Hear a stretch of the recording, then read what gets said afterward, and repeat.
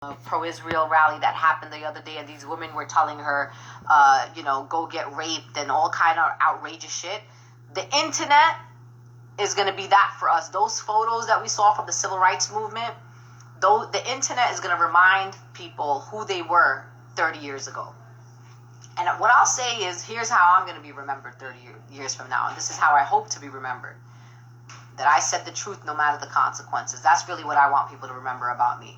That I was willing to sacrifice whatever I had. I didn't worry about power. I didn't worry about access. I was going to say what needed to be said. And other people are going to be like, they're going to be like, hey, this is the, 30th anniversary since the massacres of Gaza in 2023. So where were you, Grandma? What did you say, Grandma? What side were you on, Grandma? And let's just hope that you're going to be able to say, me? Let me show you my archives. I was outside. I stood up and I said, this carpet bombing of Gaza is not okay. I immediately called for a ceasefire. I was asking for an end to bloodshed. I was using whatever platforms I had. This is what I hope you're going to be able to say. Because I promise you it's going to come back to you. And you're going to be asked. I mean, the archives are here. Back in the days, it might be hard. And the thing is, a lot of people lie these days. You know how it is. People will be like, oh, me? I was with Dr. Martin Luther King back in them days. I was there. And even some white... Sorry, my battery's dying. Even some white folks will say, I was with Dr. King. I was there. You don't see me, in the photo, but I was all the way back over there with Dr. King. But you know what? You're not going to be able to do that this time because everything is archived. Because there's a lot of people, some of them Republicans will tell you they were there and Dr. King did all of that. They were not there. But we can't really say that they weren't there because they could have been there because, there ain't no social media back in those days. But they are social media right now. And we got all the receipts. We got receipts. I got an archive. You know what I had to do? These people got me so messed up over the last couple of years. I had to go write a book. Because I said, these people are going to go tell some other story about me, about who I was and what I was doing. I have to go hurry up and go write myself a book about all my stuff and put it in a book. And that's what I did. So at least if they took me out now, people will say, well, let's go read this lady's memoir and see what happened. Because this is the kind of lies that we've watched happen over years, historically. I mean, the way in which they've been able to teach us history based on what somebody said, and it's always like secondhand information. Let me tell you, not these days. Not these days. We have archives. Oh, we are set in this narrative shit. I can't wait till I'm like a 75-year-old old lady, and hopefully God gives me that long life so I could catch people in their lies and remind them who they were in 2023.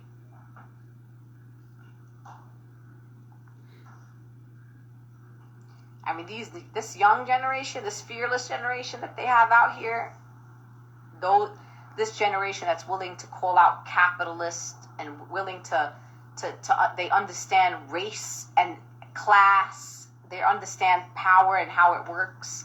Incredible. So I'm going to be I'm going to be one of those grumpy old grandmothers that's literally going to be sitting around. I'm going to tell them to put me in a museum just so I can sit on a nice little couch and all the people could gather around so I could tell them about all the sellouts over the decades, all the people that made believe that they were little social justice warriors, but in fact they was selling us out. That's what I'm going to tell everybody.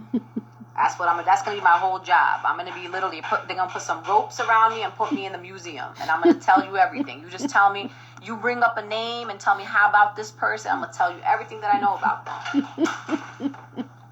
I'm going to be there. Tell me anything. Of course, I'm going to have a time frame. I can only tell you from 2001 to 2076. Well, 2075 is when I'll be 75. Wait, no, actually, no, I'm lying.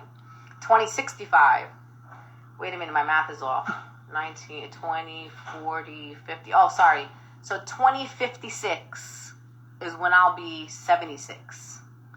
And that's when I'll be in the museum. And I hope there's an artist out there who's going to do this whole thing, because it's going to be good. Put me in the museum, and I'll be there from 9 a.m. to 5 p.m. Put some ropes around me. I'm going to tell you about from 2001, which is when I started organizing, to 2056. That's when the time is, and I'm going to tell it all. Everything. Oh, my God. That's what I'll do. You just ask me questions, and my job will be to answer all your questions. Let me see what somebody's saying. Raphael Warnock, don't worry, I got you on him too. Oh, them tickets you might have to reserve ahead of time, because them tickets gonna be sold out.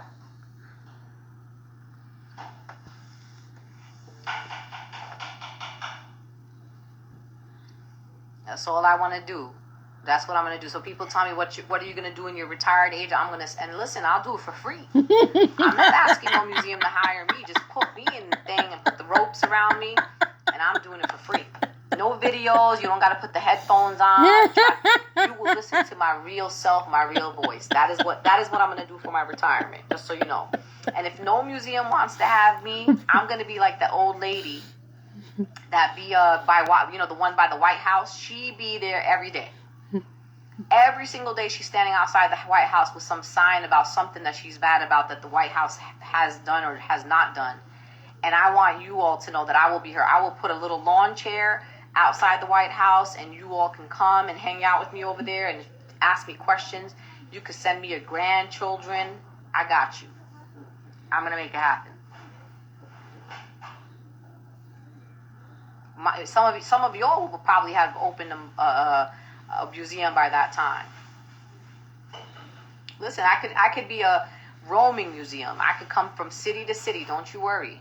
As you know, I love to travel. I'm hardly ever home, so don't worry. I got you. Because one of the things I will say, and I'm not ready to say it now because I don't want to distract from what's happening in the world. And I sometimes I think we need to wait for these moments, but there's a lot of people out there that you all been following over the last decade that you probably have noticed yourselves are as quiet can be. And I just can't imagine you being someone watching a whole genocide happen and just being quiet. I mean, someone's asking me a really good question, asking me, how did you change from when you started your activism until now, and what's changed in you? I mean, one of the things is when I first started organizing, I was trying to learn the ropes. I was trying to be someone that didn't really cause too much trouble. I was a little quiet. I was learning the ropes, understanding what was happening, what I needed to do. I was trying to figure out, I was doing, I was organizing only within my Muslim community, my Arab community. Then I kind of ventured out a little bit. And then, little by little, I changed, started seeing so much injustice, so straight, face to face, and I was like, yeah, no. So I would say the last maybe 5 years, I moved a little bit from, I was more like Dr. King solely, and then in the last 5 years, I would say that I'm now like Dr. King on the way to Malcolm X. And I think this last couple of weeks, I'm all the way Malcolm X right now. I'm just going to say what needs to be said. And you know what? There are going to be people even that love me that are going to be mad at me, and I'm okay with that. That's the one thing about Malcolm X. Malcolm X was not trying to impress nobody. So I haven't been to prison. Well, actually, if you count Louisville, Kentucky, maybe I have. But I've been arrested about 40 times. So that's the one thing. I'm not afraid to be arrested. I did go, when I was in Louisville, Kentucky, they had to book me in the Department of Corrections, which means we actually went to jail. And if it's for the right cause, I'm willing to do it. I haven't yet been to Mecca, to be honest with you, but it's in my plans. Sometimes I struggle with going to Saudi Arabia for principal reasons, but I also understand that it is one of the pillars of Islam, and if I can, I should. But I struggle with that. That's how terrible I am, because I'm so principled, right? That even things like that, I struggle with. But I feel like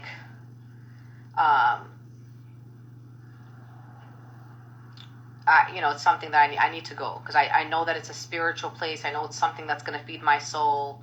And so I feel like at some point I got to go. Someone's asked me, how do I feel about organized work with police, AK permits? I think that there are moments for that. It depends on what you're doing, right? If it's an event where you know a lot of children are coming, a lot of families are coming, I think safety of the people that come is always paramount. But if you're engaging in civil disobedience or doing direct action, that you absolutely by no means should be working with the police officers, because it defeats the purpose of what you're trying to do. But it just, again, it depends on what it is that you're doing.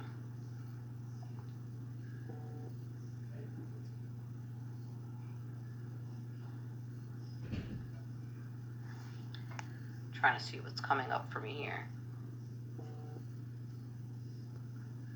It's so funny because I have Tamika's Instagram on my phone too, so people be sending her messages and it comes up for me.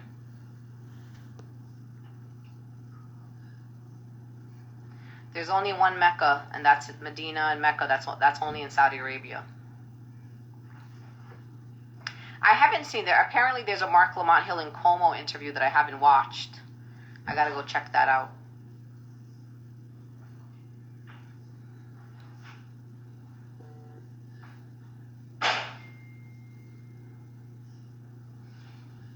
I won't be coming to Chicago this week. I really have been trying as much as possible. That's in the works, Alethea. This weekend is American Muslims for Palestine convention. So if you are in the greater Chicago area, you should definitely go to the Palestine convention. Me personally, I'm honestly, and I'm telling you all this, is that I'm going to go spend time with my family. And so I am going to try, of course, I'll be probably still watching what's going on and being available. But of course, I'm just trying to be with my family, because these days, the Palestinian people have taught me that there is, limited time on this earth. We're just in a limited time here, folks. And so I'm going to try to make the best of it. That's what I've learned from the Palestinian people.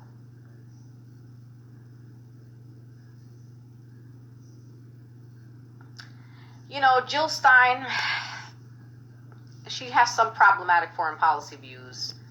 And